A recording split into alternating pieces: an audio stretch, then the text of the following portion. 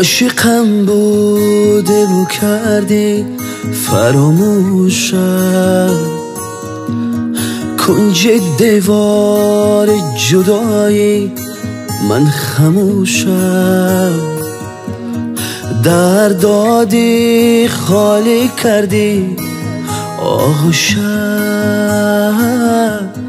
تو بیا باده عشق تا بنوشم. مرا آغوشو بگیر به همان روزو ببر، به همان روزه که تاریکی نداشت شام و سحر. مرا آغوشو بگیر به همان روزو ببر، به همان روزه که پرکنده نبود جان و جگر.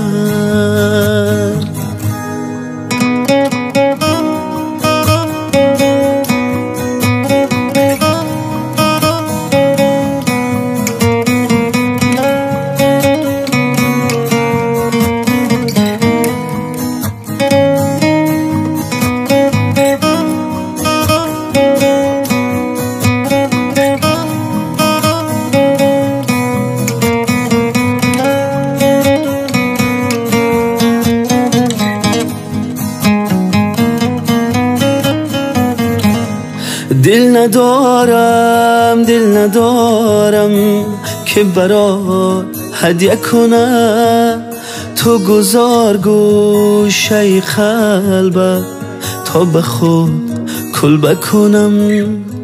دل ندارم که برات هدیه کنم، تو گذار گوشه قلبت تا به خود کلبه کنم. تاریخ عشقم از سوزا رحم کن سلطان در تو دری پنجره وا کن تا بیام کنار قلبم.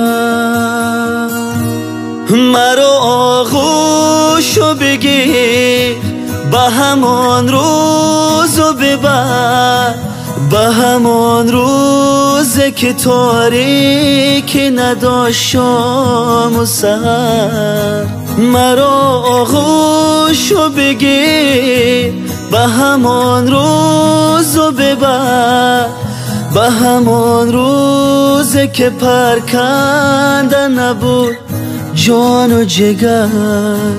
بیا کنار من، مرا آغوش بگیر.